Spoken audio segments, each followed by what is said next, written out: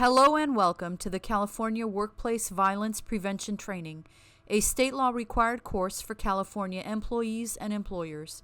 The purpose of this course is to provide you with the state law requirements for workplace violence prevention, enable you with the tools and procedures required by state law to aid in the prevention of workplace violence, and to establish procedures for handling potential threats or actual violence in the workplace. This is a state law required training course. At the conclusion of this training, you will receive a certificate indicating that you have successfully completed the mandatory training on workplace violence prevention in California. Our agenda today will cover the 6 topics required by California Senate Bill 553 for workplace violence prevention, specifically the Workplace Violence Prevention Plan that has been implemented by your employer, how to obtain a copy of and participate in the development and implementation of the plan, the definitions and requirements of workplace violence and workplace violence prevention, how to report workplace violence incidents or concerns to your employer or law enforcement without fear of retaliation, workplace violence hazards specific to your job, the corrective measures your employer has implemented, how to seek assistance to prevent or respond to violence, and strategies to avoid physical harm. The violent incident log required by law and how to obtain copies of records. Your opportunity for interactive questions and answers with the person at your organization knowledgeable about your employer's workplace violence prevention plan. Topic 1. The Workplace Violence Prevention Plan that has been implemented by your employer. How to obtain a copy, and how to participate in the development and implementation of the plan. California's new workplace violence prevention law aims to ensure that you have a copy of your employer's workplace violence prevention plan and that you know how to obtain a copy if you do not have one. To request a copy of your employer's workplace violence prevention plan, please send an email to the person in charge of your HR department requesting a copy of the plan. It will be provided to you at no cost. California's new workplace violation prevention law also aims to ensure that you as the employee have an opportunity to participate in how the plan is developed and implemented by your employer. Once you have obtained a copy of the plan and reviewed it, you are invited to participate in contributing to the development and the implementation of the plan. This means that if you have ideas, suggestions, areas of improvement, concerns, questions, or other contributions that you would like to make towards development and implementation of the plan, you are welcomed and encouraged to do so. This includes identifying, evaluating, and correcting workplace violence hazards, designing and implementing training, and in reporting and investigating workplace violence incidents. In order to ensure that your participation in the development and implementation of this plan is considered, please send your ideas, suggestions, areas of improvement, concerns, questions, or other contributions to the person in charge of your HR department by email. Your HR officer will then schedule a meeting with you to address your contributions, questions, or concerns. Topic 2. Definitions and requirements of workplace violence and workplace violence prevention. California's new workplace violence prevention law seeks to ensure that you are trained in workplace violence prevention. The purpose of this section of the training course is to provide you with education, knowledge, and awareness of workplace violence prevention laws and procedures. Workplace violence means any act of violence or threat of violence that occurs in a place of employment. Workplace violence includes, but is not limited to, the following: the threat or use of physical force against an employee that results in or has a high likelihood of resulting in injury, psychological trauma, or stress, regardless of whether the employee has an injury or not. An incident involving a threat or use of a firearm or other dangerous weapon, including the use of common objects as weapons, regardless of whether the employee sustains an injury or not. There are 4 types of workplace violence. Type 1 violence is workplace violence committed by a person who has no legitimate business at the worksite and includes violent acts by anyone who enters the workplace or approaches workers with the intent to commit a crime. Type 2 violence is workplace violence directed at employees by customers, clients, patients, students, inmates, or other types of visitors. Type 3 violence is workplace violence against an employee by a present or former employee, supervisor, or manager. Type 4 violence is workplace violence committed at the workplace by a person who does not work there but has a personal relationship with someone who does. Workplace violence does not include lawful acts of self-defense or the defense of others.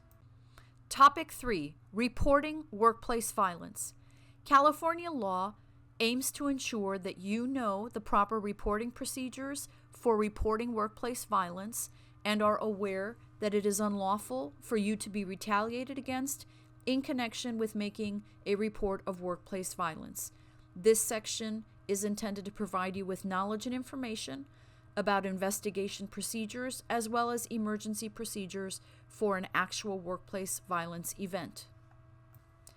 If you are involved in workplace violence or have witnessed or become aware of workplace violence, the workplace violence should be reported through the following procedures.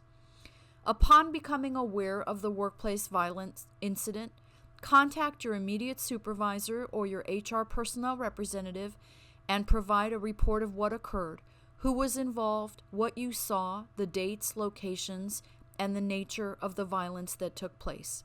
You can make your report verbally, by telephone, or by email. You can also make your report anonymously. In the event you are witness to or involved in an emergency workplace violence event that involves yourself or any other person, call 911 and request immediate assistance from law enforcement.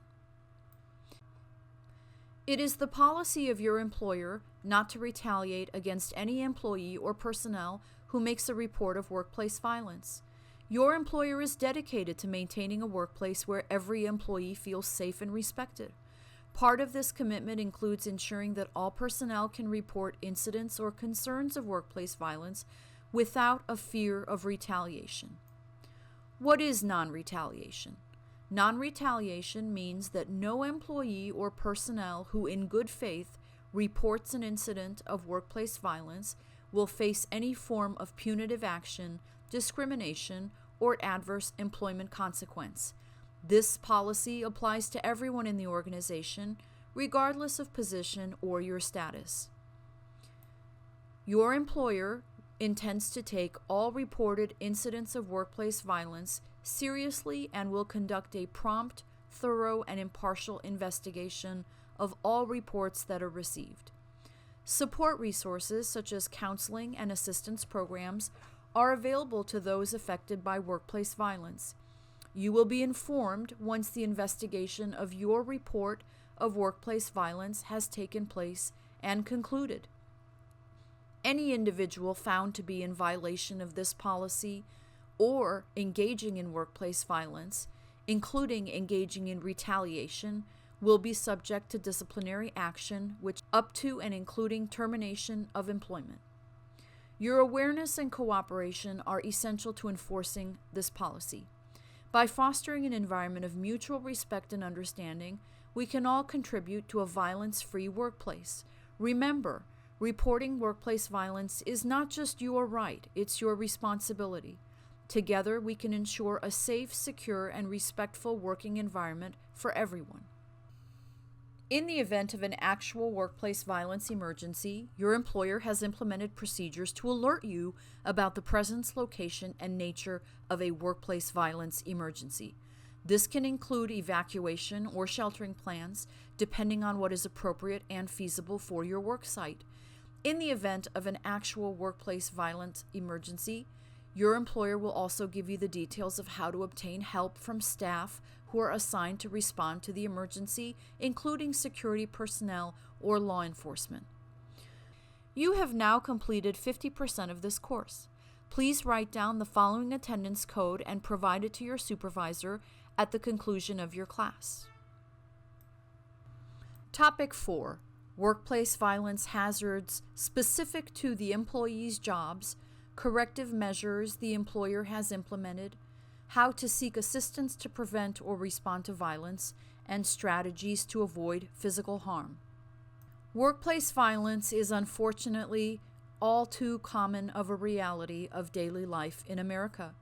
Depending on your job or job function, the following may be workplace violence hazards specific to your employment position: exposure to the public or public disputes, aggressive behavior, potential for conflict over service issues, theft, late night hours, gender-related violence, or violence from intruders, guests, customers, or coworkers. To provide you with as safe of a workplace as possible, your employer has taken various measures to protect the safety and welfare of employees. Development and comprehensive workplace violence prevention policies, including regular training sessions for employees on recognizing, avoiding, and de-escalating potentially violent situations. Support systems, the establishment of support mechanisms like employee assistance programs, and confidential reporting channels for employees to discuss concerns and seek help. To seek assistance on how to prevent or respond to workplace violence, different options are available to you depending on the nature of the potential violence. For immediate threats, contact emergency services for immediate threats to your personal safety or the personal safety of anyone else by dialing 911. For reporting mechanisms, utilize established reporting mechanisms within your organization for any threats or incidents of violence. Support and counseling. Access assistance programs for counseling services related to stress, anxiety, or trauma stemming from workplace violence. Strategies to avoid physical harm. There are strategies you can use to avoid physical harm in the event of workplace violence. Situational awareness. Situational awareness is the ability to identify, process, and comprehend critical events of information about what is happening in the environment around you. Be vigilant. Regularly scan your surroundings for irregularities or changes that might indicate a potential threat. This includes monitoring the behavior of individuals around you and being aware of environmental factors that could escalate tensions. Learn to recognize warning signs. Warning signs of aggressive behavior or escalating conflict can include raised voices, aggressive body language, or expressions of frustration and anger. Minimize distractions that can impair your ability to remain aware, such as using headphones or smartphones in potentially unsafe areas. De-escalation techniques are strategies used to reduce the intensity of a conflict or a potentially violent situation. Use a calm, reassuring tone of voice if you are confronted by conflict or a potentially violent situation. Avoid confrontation or accusatory language. Employ active listening to show empathy and understanding. Watch nonverbal cues. Maintain a non-threatening body language. Avoid direct eye contact, which can be perceived as a challenge. Keep your posture open and non-confrontational. Space and exit. Give the agitated person space. Don't corner them. Always position yourself with an awareness of the nearest exit. In the event of a workplace violence incident, know how to safely remove yourself from a dangerous situation. Regularly note primary and secondary emergency exits at your workplace. Familiarize yourself with the exit routes from different areas within your workplace premises. Participate in and understand your organization's evacuation plan. Know the designated assembly points outside the building. Finally, develop a personal safety plan that includes a go-to response for different types of emergencies, such as hiding, locking down, or evacuating. Topic 5. The Violent Incident Log. California law requires all employers subject to workplace violence prevention plan laws to maintain a violent incident log. The violent incident log is intended to capture relevant information about workplace violent events. The date, time, and location of the incident. The workplace violent type or types, as described earlier. A detailed description of the incident. A classification of who committed the violence. For example, whether the perpetrator was a client or customer, family friend, stranger, coworker, partner, spouse, or other type of perpetrator. A classification of the circumstances at the time of the incident. For example, whether the employee was just working as normal, working in a dark hour or a poorly lit area, whether the work was taking place in an isolated position, whether the worker was unable to get help or assistance, or any other circumstances resulting in the workplace violence. A classification of where the incident occurred, such as in the workplace, parking lot, or other areas outside the workplace or nearby. The violent incident log is intended to document the type of incident that occurred, including whether involved any of the following: a physical attack without a weapon, such as biting, choking, grabbing, hair pulling, kicking, punching, slapping, pushing, pulling, scratching, or spitting. Whether it was an attack with a weapon or object, including but not limited to a firearm, knife, or other object.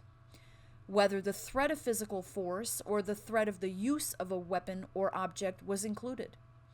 Whether there involved sexual assault or threats, including rape, attempted rape, physical displays, or unwanted verbal or physical sexual contact.